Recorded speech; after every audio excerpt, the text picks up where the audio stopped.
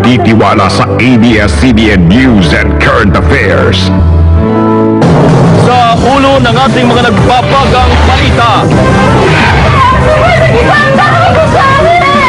pagbitay sa 3 Pinoy sa China, emosyonal na tinanggap ng kani-kanilang pamilya. Sally Villanueva, 1 oras lang nakasama ng pamilya bago binitay. Asawa ni Sally Villanueva, 3 araw nang hindi umuwi. Pamilya Credo nanawagang panagutin ang recruiter at sindikatong bumiktima kay Ramon. Hindi kami napapayag na yun yung pahabang sa kanya, yun ang biktima sa kanya. Hindi niya panagutan yung ginawa niya. Mga kaibigan ni Elizabeth Batain, iginit pa ring inosente siya sa drug trafficking. Pangulong Aquino, pinaabot ang pakikiramay sa pamilya ng 3 binitay. Kaso ng isa pang Pinoy sa China na nahatulan din ng bitay, pinangangambahang sumunod sa kapalaran ng 3 Pinoy. Itinurong recruiter na si Tita Kakayan na nagpadala umano ng maletang may heroin kay Sally Ordinario Villanueva, nawawala.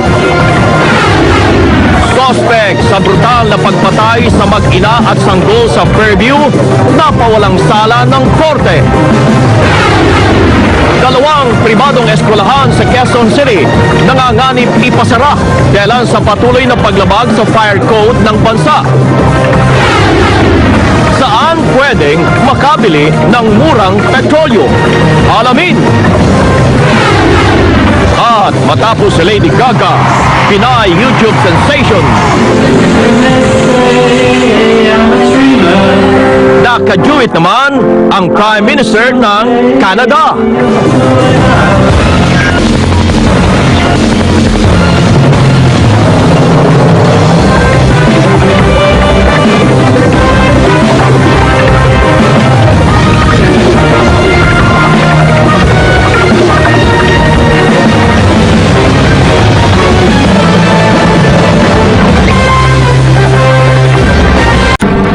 Nagtitiwala sa ABS-CBN News and Current Affairs.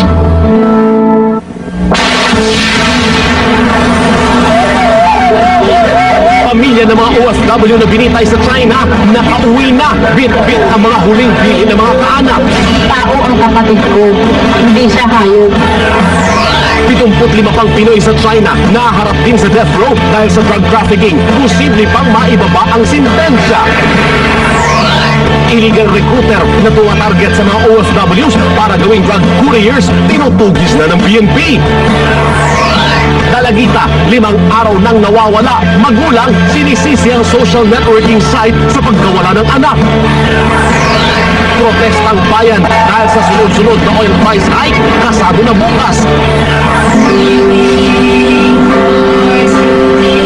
At batang Phil-Canadian na si Maria Aragon, binisita ng Prime Minister ng Canada para magkaduet.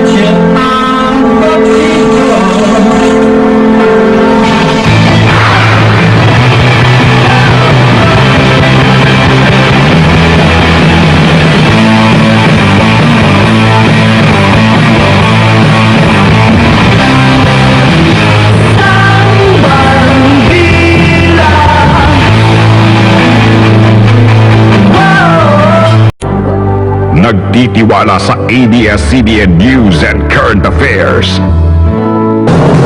Sa ulo ng ating mga nagpapagang balita, Littering right now. I just want to say I love you. Thank you. You're everything I wanted to be. libing ni AJ Perez na puno ng emosyon. Mga kaibigan at kapamilya Star, sinariwa ang alaala ni AJ. Exclusive, batang binigyan ng kornea ni AJ, sumailalim na sa operasyon. Mga motoristang dumadaan sa Skyway, nabawasan matapos ang dagdag singil sa toll. Kapiranggot na rollback sa diesel, dinipensahan ng gobyerno sa kabila ng pag-angal ng mga motorista. Panibagong isinampa labang kay dating Pangulong Arroyo. Exclusive, dating Pangulong Estrada, kwestiyon kung bakit nakakalaya pa si Arroyo. Isa pang exclusive, Michael Ray Aquino ibabalik na sa bansa kasunod ng pagpasura ng Court of Appeals ng Amerika sa kanyang extradition. Pope John Paul II, pinakapopular na Santo Papa sa kasaysayan ng Simbahang Katoliko. 5 pang bangkay nahukay sa landslide sa Compostela Valley. Nabiktima rin naman noon ni Rosel Peñas ang kasama ni Pilar Pilapil nang siya'y masaksak na nakipag-ugnayan na sa pulisya.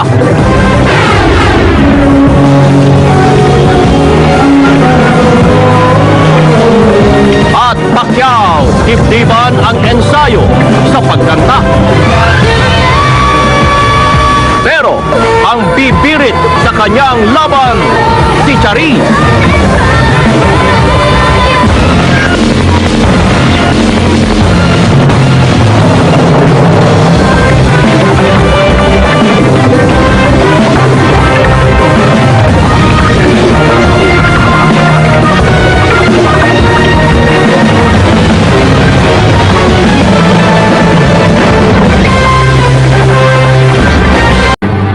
Nagtitiwala sa ABS-CBN News and Current Affairs. Gulo sa Syria, tumitindi. Mga Pinoy sa Syria, pinayuhan ng voluntaryong lumikas o umiwas sa mga lugar na sentro ng salpukan. Mga negosyante, nagpapalang posibleng magkatanggalan sa trabaho o kaya'y magsara ang ilang kumpanya kapag nagka-wage hike ngayong taon. Dating Pangulong Arroyo at 3 dating opisyal ng gobyerno naharap sa panibagong reklamo ng pandarambong ng pondo ng OFWs. Pinakamainit na temperatura sa Metro Manila ngayong summer na itala kanina. I hope you will never forget Megan. Just want to say I love you. Thank you. AJ Perez inilibing na. Bagong-bagong balita, operasyon sa batang binigyan ng cornea ni AJ, tagumpay. At nature tripping at adventure sports, dayuhin natin sa Caramuan Peninsula sa Camarines Sur.